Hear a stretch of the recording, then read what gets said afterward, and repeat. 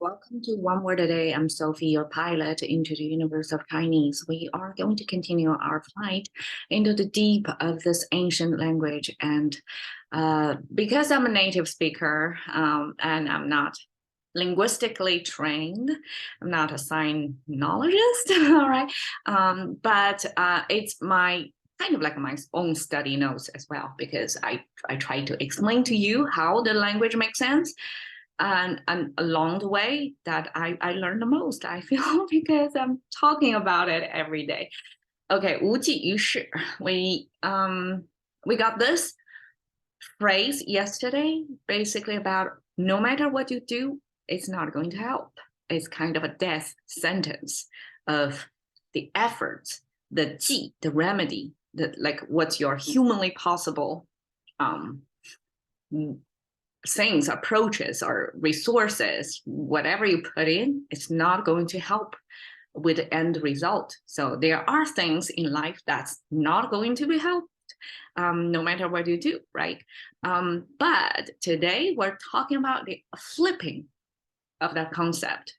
Is again, we have a 是, and here we're talking about the human factor that's going to change the result. So here we're talking about the 是在人为.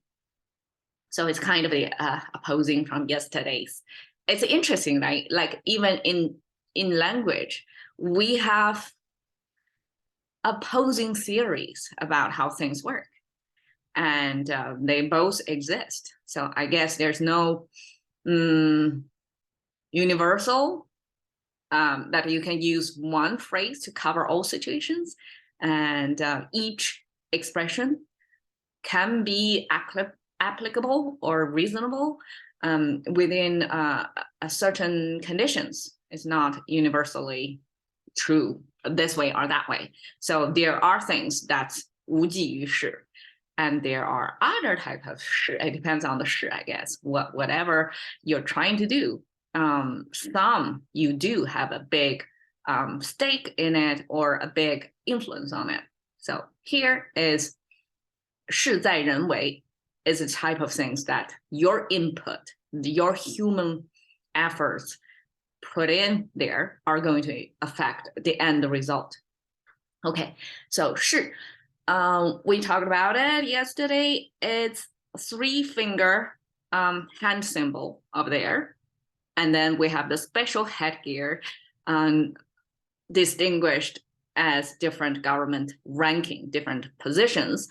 And that symbol simply used as government official. So a government official handling type of affairs. So this is more like coming from the governing, the running the business of a local that's beyond the scale, the scope of individual family or community. So this is more the government level of matters they're handling. So in today's concept, it will be public service, build a road, things like that.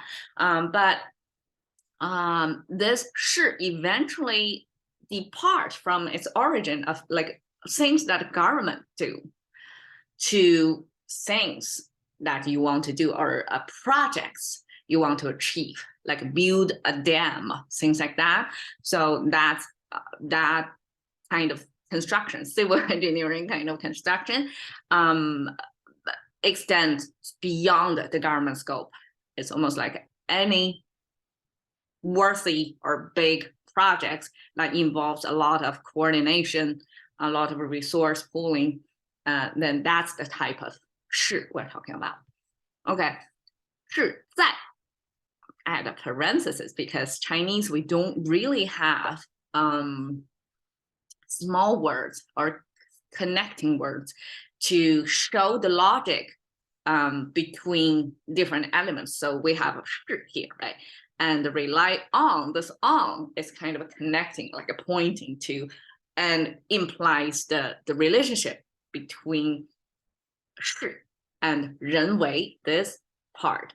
So it's kind of a depends on, right? So in English, we have to say depends on before what that element is about.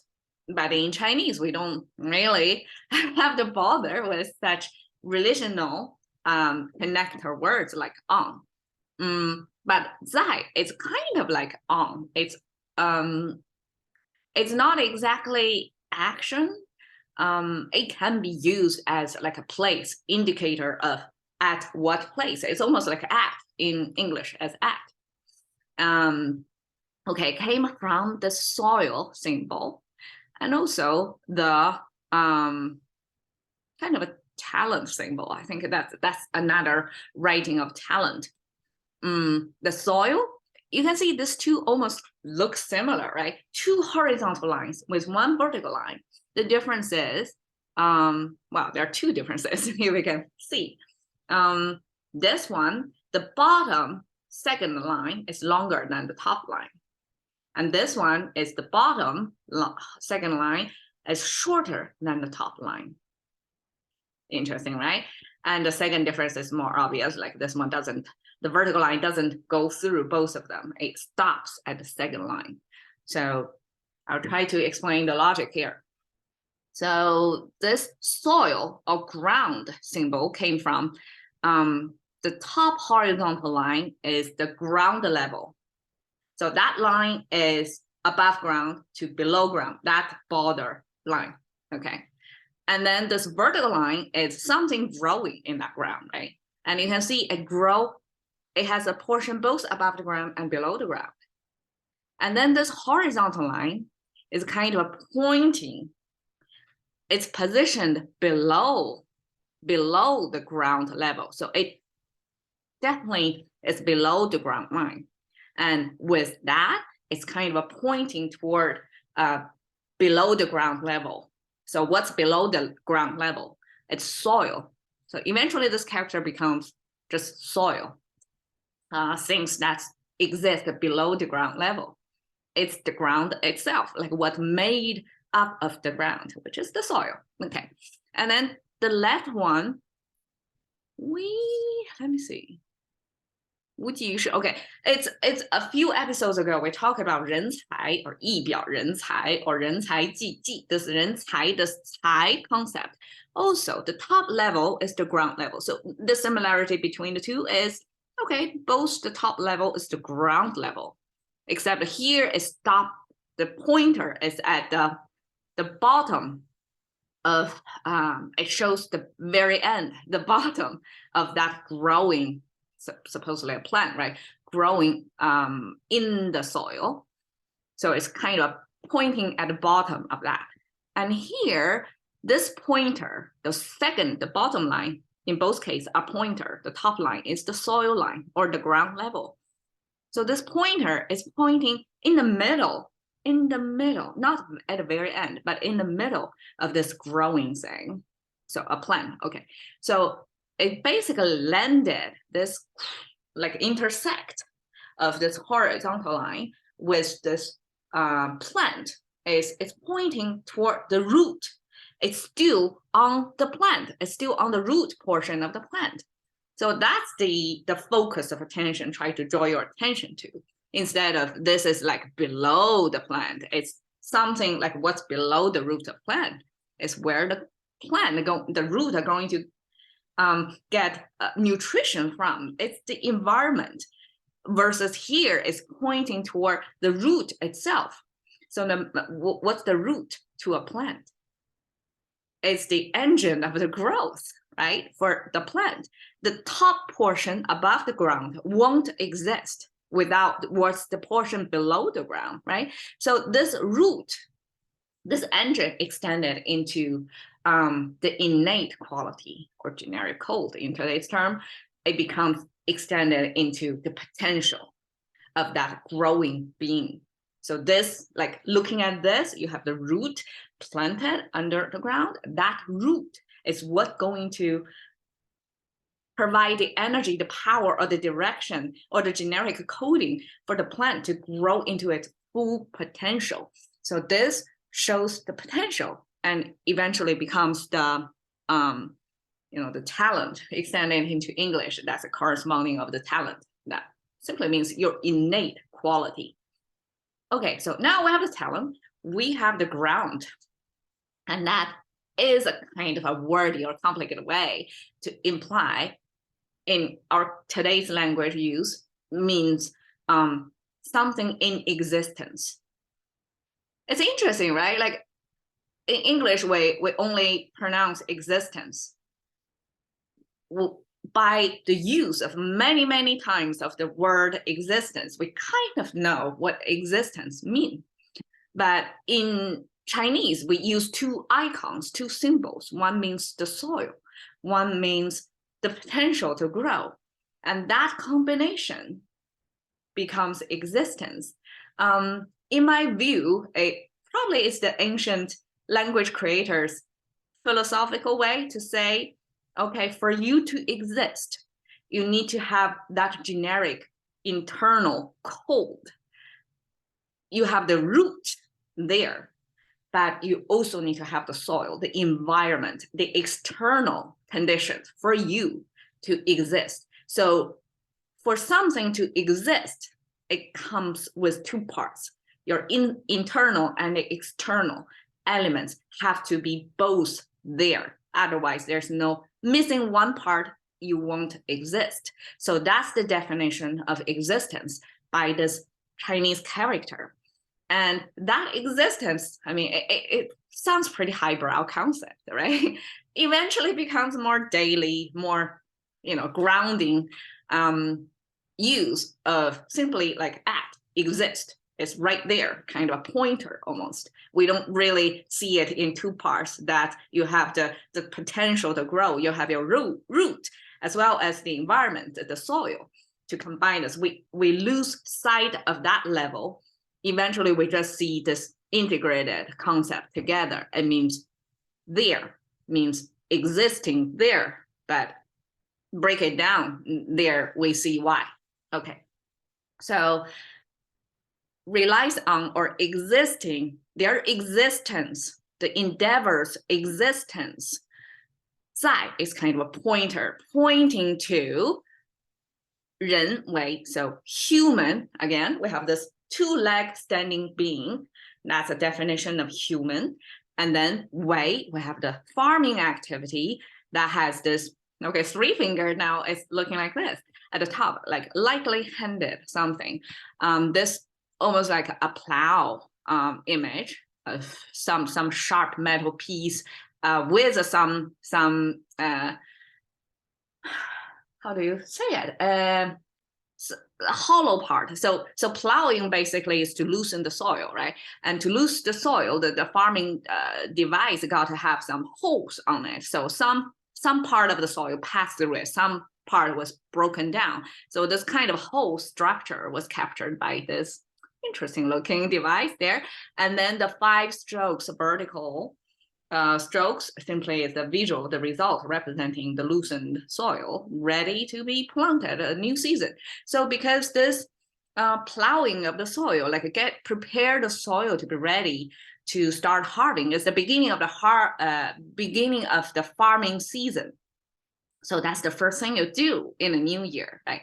And that plowing activity eventually get extrapolated, so get generalized into anything like a major endeavor efforts, because I would imagine plowing is pretty labor intensive.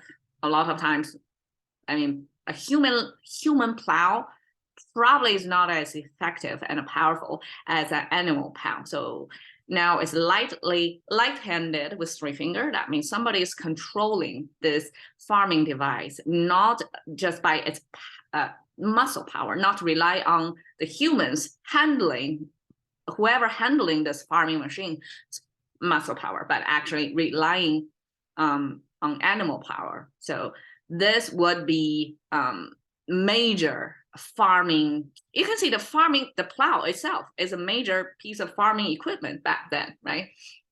And also the plowing involved with animal. That's like the most asset investment intensive activity throughout the year, probably the harvesting season as well, right? You need equipment to harvest quickly. So the plowing and the harvesting. So this is the beginning of the things, farming. And that's labor-intensive, resource-intensive, probably one of the most intensive time in the farming cycle. And so that plowing was extracted to mean efforts, to putting a lot of efforts into something. So human efforts is basically human factor, humans initiatives or doings. So here I translate the whole thing as an initiative. Probably that's the closest of English concept. And when we say initiative, means you do take kind of proactively approach some big project and divide that into sub-projects and group people accordingly, organize your resources accordingly to achieve some bigger goals that worthy of, like this 事 is like a bigger civil project almost, or military project probably. I don't know, some big type of project that's not individually accomplishable. It has to be a collaborative effort. And a lot of time on the government, this represents the government, right? Government level of investment, even beyond the scope of individual business.